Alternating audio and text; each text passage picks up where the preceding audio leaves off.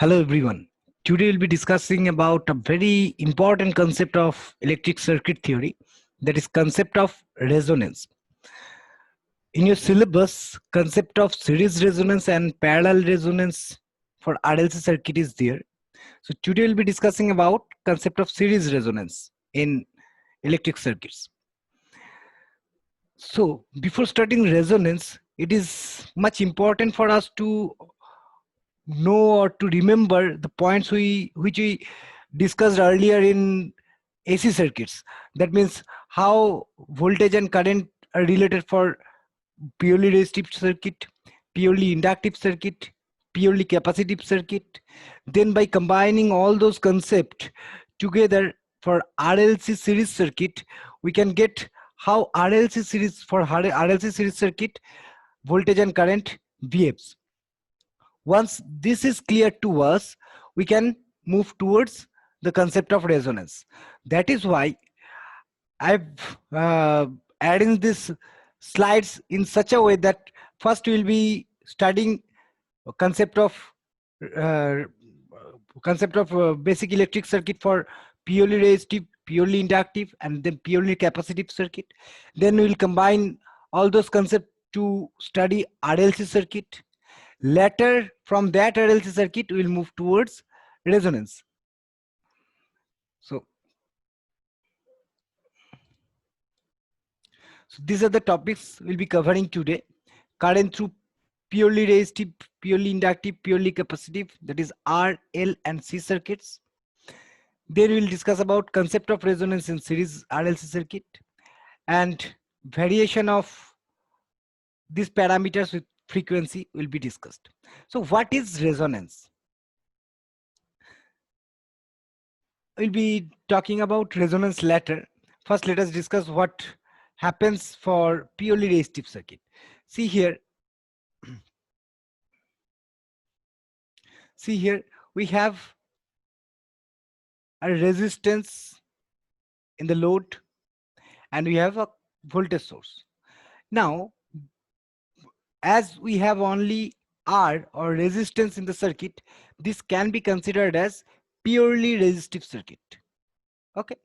Now, for this purely resistive circuit, when a sinusoidal voltage is applied, a current will start flowing through this path as shown here. Now, by applying simple Ohm's law, what can we write? I equals to VR by R, where VR is voltage across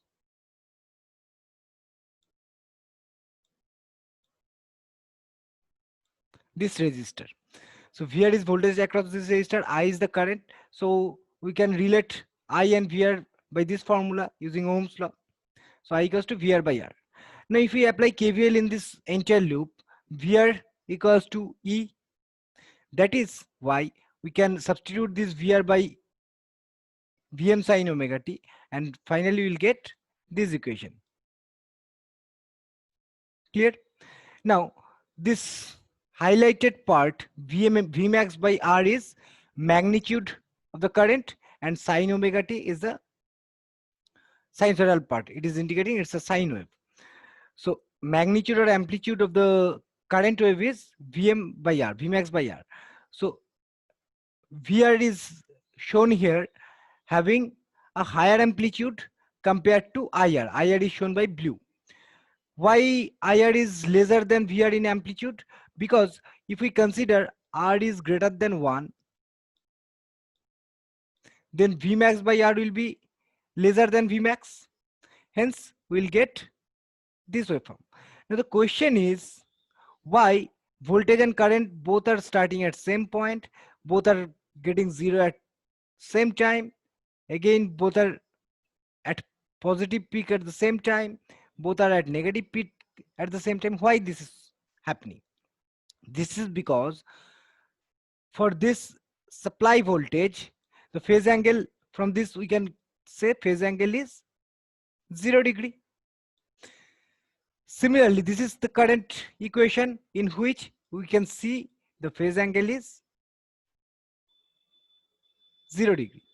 So both are having same phase angle. So both are having same phase angle means there is no phase difference between voltage and current. So voltage and current will be starting at same point. We'll be getting maximum at the same time. We'll get zero voltage and zero current consequently at the same time, all this. So the important concluding point for alternating when alternating current passes through a purely resistive circuit is voltage and current should be in phase with each other. So by applying phasor diagram concept,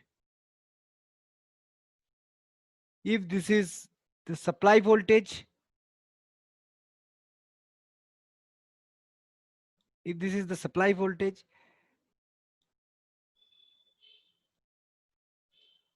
then current through the purely resistive circuit will also be in same direction. So direction of supply voltage and direction of current both will be in same direction.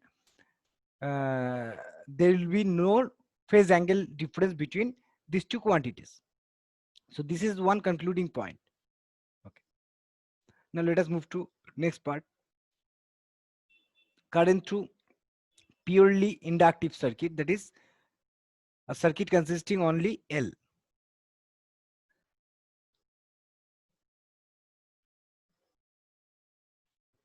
Okay. This is Vm sin omega t. Here is I current flowing. Now, if we consider voltage across this inductor is VL,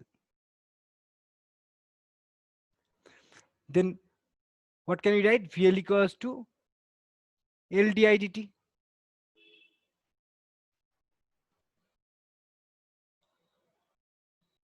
Okay. Now, VL by applying KVL, VL equals to Vmax sin omega t. This entire voltage, supply voltage will appear across inductor. So VL equals to L di dt or equals to Vmax sin omega t. So from this, by integrating both sides, it's a simple integration involving here. We'll get I equals to minus of Vmax by omega L cos omega t. So from this, what can we write? This minus of Vmax by omega L cos omega t can be written as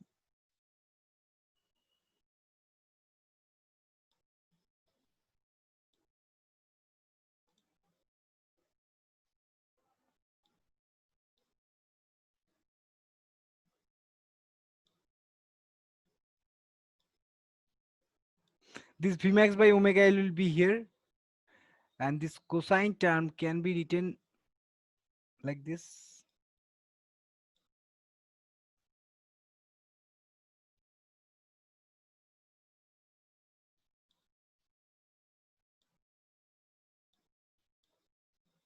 Okay. Cos omega t can be written as sine of 90 minus omega t. Okay. Now, this minus sign, due to this minus sign, we can make it plus. We can make it plus. That means this minus can be taken inside. This minus, this plus. Now, if we come here, phase angle is 0 degree. Here it is showing phase angle is minus 90 degree. So this is a very important conclusion. I is having a phase angle of minus 90, whereas supply voltage is having phase angle of 0 degree. So this minus 90, what this minus 90 indicates? This minus 90 indicates that the current is lagging behind supply voltage by 90 degree. So what do you mean by lagging behind? Lagging behind means this negative sign shows this negative sign. This negative sign shows that the current I is lagging behind. That means current voltage is ahead of the current, and current is lagging behind the supply voltage by an angle 90 degree. So whenever voltage will start, current will start a bit late. That is an important property of an inductor. As like we all already discussed in previous class, that if you have an inductive load, current through that inductive load will take some time to get its rated current. This is due to this. Due to presence of inductance, current will be lagging behind supply voltage. Okay. So this minus 90 shows, see here, here voltage started. When voltage is at 0 degree, current is at minus 90 degree. When voltage is at 90 degree, current is at 0 degree. So current voltage is green, current is shown by the blue. So the phase difference between these two is 90 degree. And which one is ahead? Voltage is ahead of current. So VL leads IL by 90 degree for purely inductive circuit. This is an important conclusion. What else? In case of R, Vmax by R, this shows the amplitude of current where R is the resistance. That is, what is resistance? Resistance is the property of a material by which it opposes flow of current. Similarly, see here, I equals to Vmax by omega L, where omega L, this omega L term is acting as resistance. Resistance of what? Resistance of the inductor, which is known as inductive reactance. So it is generally denoted by XL. So XL equals to omega L. It is like resistance of the inductor, which depends on omega. Okay. So for purely inductive circuit, if this is the current, the voltage will lead by 90 degree. Okay, this is phasor diagram for purely inductive circuit. Voltage is leading, current is lagging, and angle of lead is 90 degree.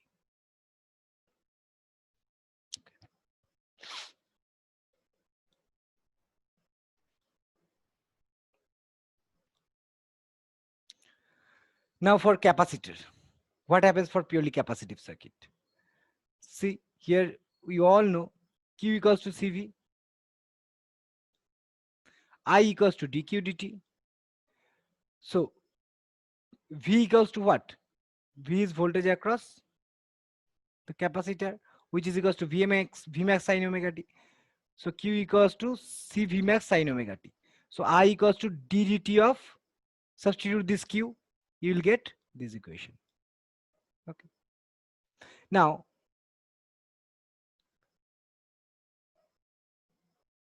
what is this omega c?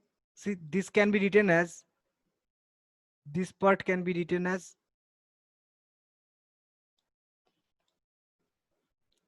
Vmax divided by 1 by omega c.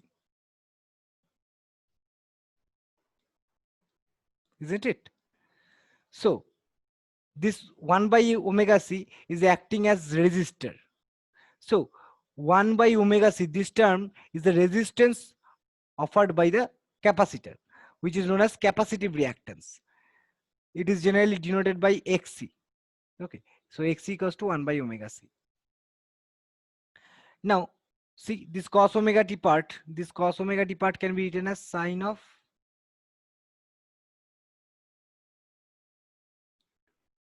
-90 minus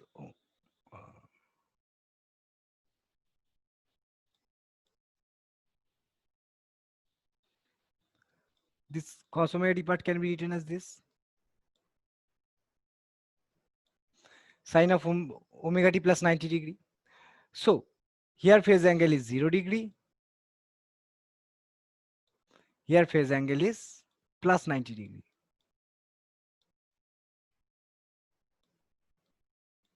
Okay. So what can we conclude here? VC, which one is leading? Current is leading. So VC is lagging. So VC lags behind IC by 90 degree. That is why, see, VC, when VC is at 0 degree, current is at 90 degree. Okay. So when VC is at 90 degree, current is at 180 degree. So current started at this point. Clear? So when current starts, VC starts 90 degree later. So if this is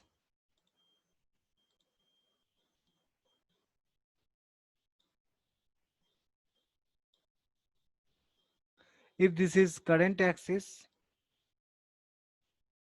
then VC will be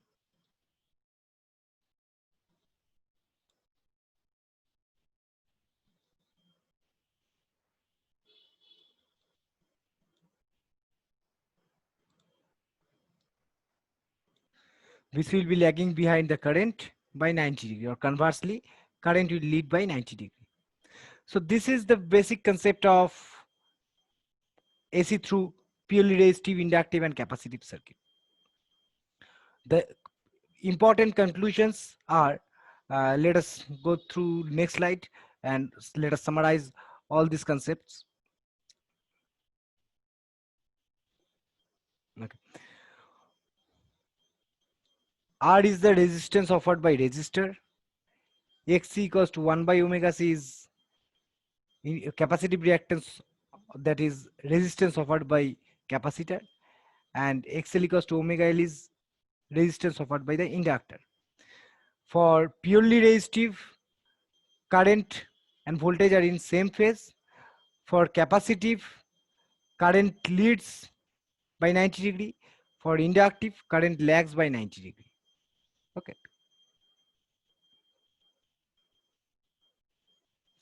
Now see, resistance is independent of frequency, but resistance offered by capacitor or inductor depends on omega or frequency. So as frequency varies, this XL or XC will vary. And here the concept of resonance will come.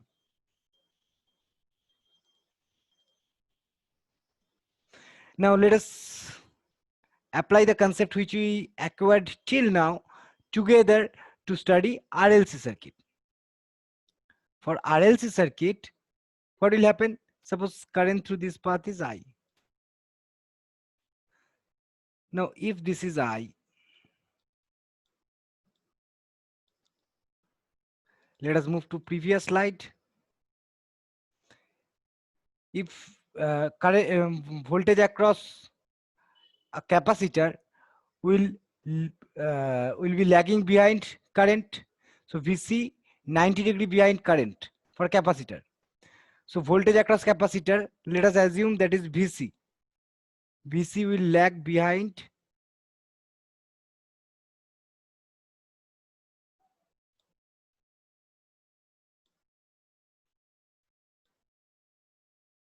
by 90 degree, whereas VL leads by 90 degree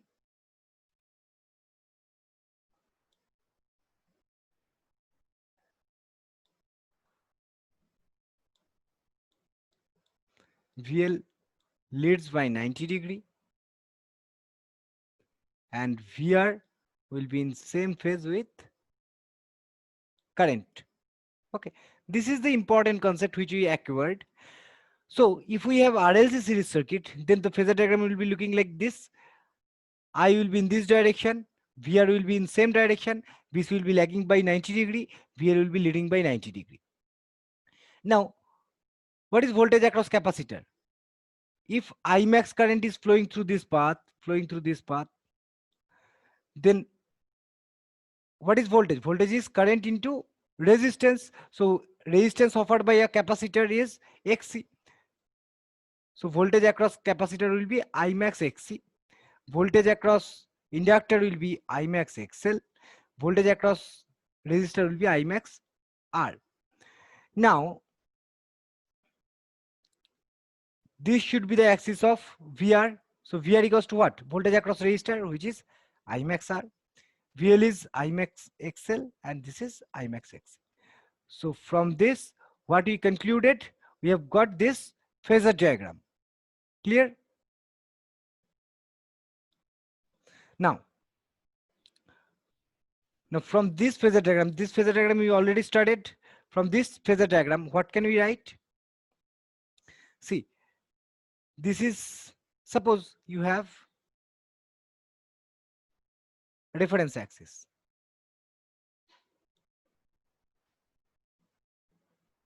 Suppose this magnitude is 10.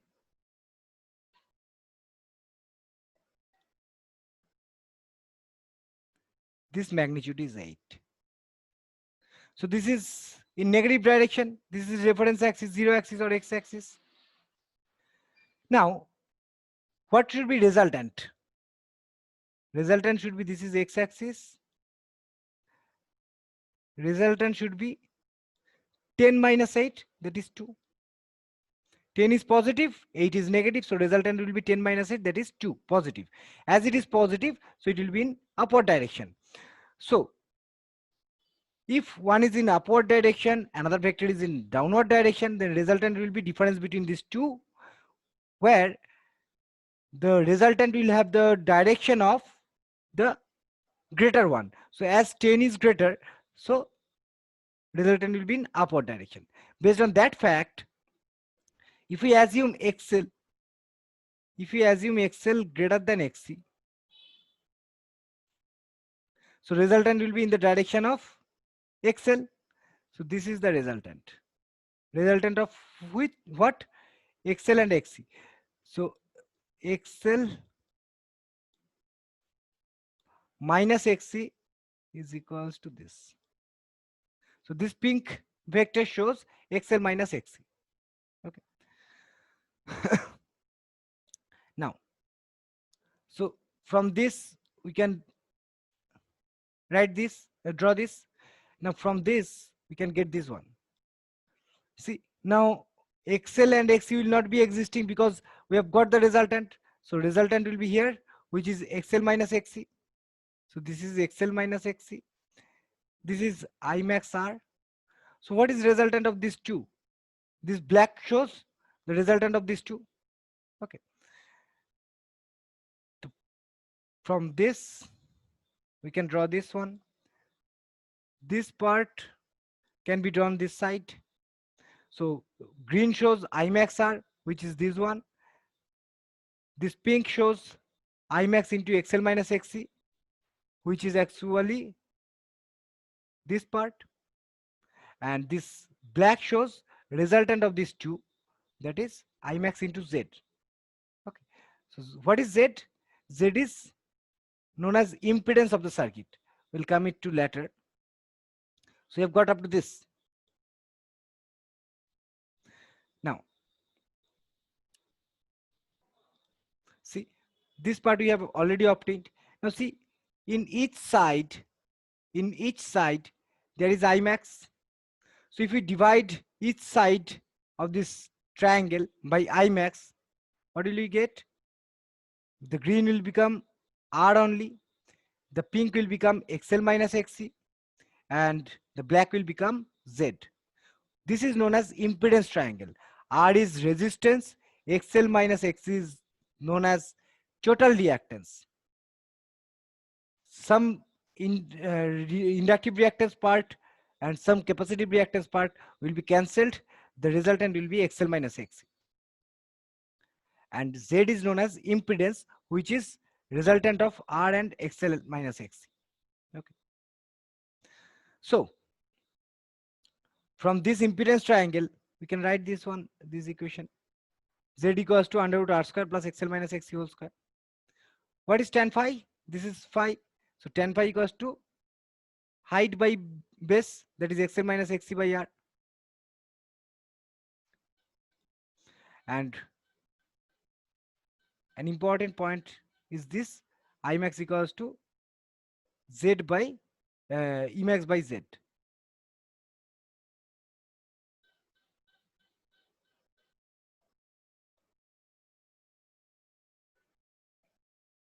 Okay.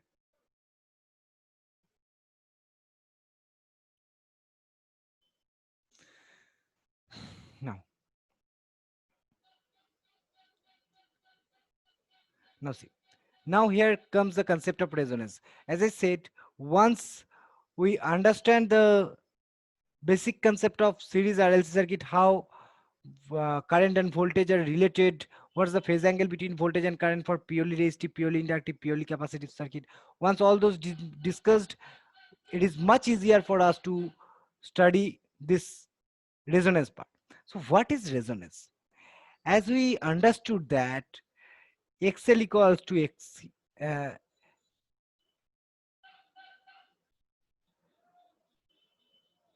as we understood that XL equals to omega L and X equals to 1 by omega C. So if omega is varying, then XL and XC will vary.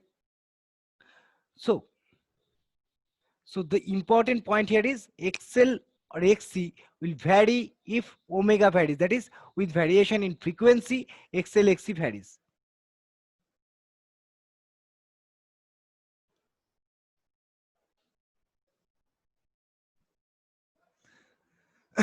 Now, in this impedance triangle, or from this equation, of impedance, what can we say? Z equals to under root R square plus XL minus XC square. So, if this term becomes zero, then what will happen? If this term becomes zero, then Z will become equals to R. Okay. So Z equals to R if XL minus XC becomes 0. That means if we can make one such arrangement that XL and XC becomes equal, then this XL minus XC term will become 0 and Z will become equals to R. So the lowest minimum value of XL minus XC could be 0. Otherwise, this XL minus XC whole square will always be positive term. So if XL minus XC has some value, then Z will no more be the maximum. So in order to make Z will no more be minimum. So in order to make Z minimum, this XL minus XC has to be 0.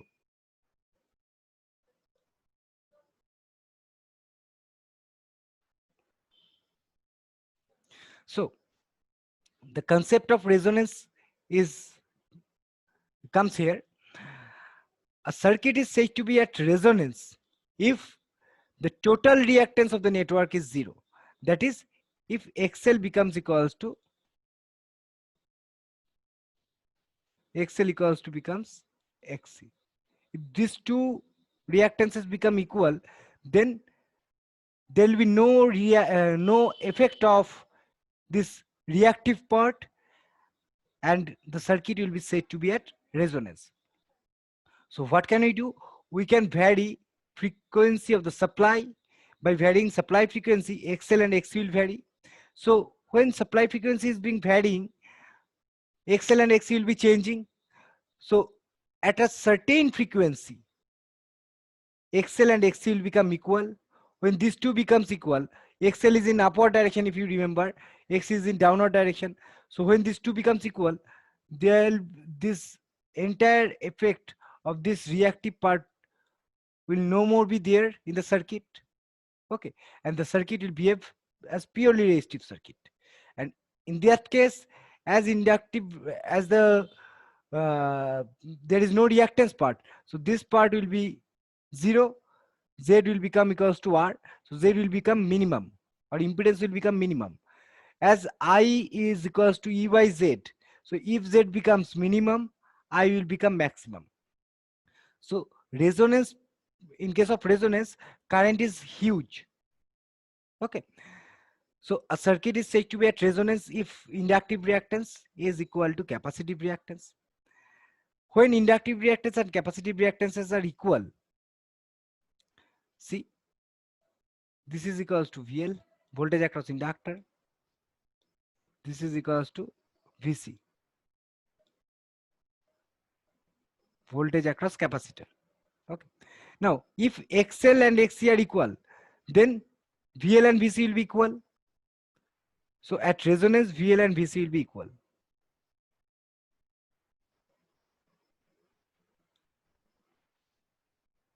Okay. Now the circuit behaves as purely resistive circuit. When XL and XC are equal, the XL part will cancel XC part. So net reactance effect, the effect of this inductance and capacitance will no more be there. So if this part is having no effect, then the circuit is having only resistance. So that circuit will behave as purely resistive circuit. If the circuit is behaving as purely resistive circuit, what will happen? For purely resistive circuit, voltage and current are in same phase. When voltage and current are in same phase, that implies phase angle is 0 degree. So if phase angle is 0, power factor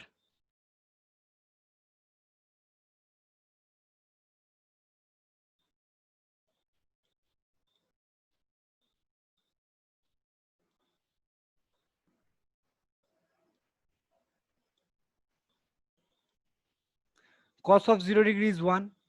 Again, we can write power factor equals to R by Z. Power factor can be written by this formula as well. Now at resonance, Z equals to what?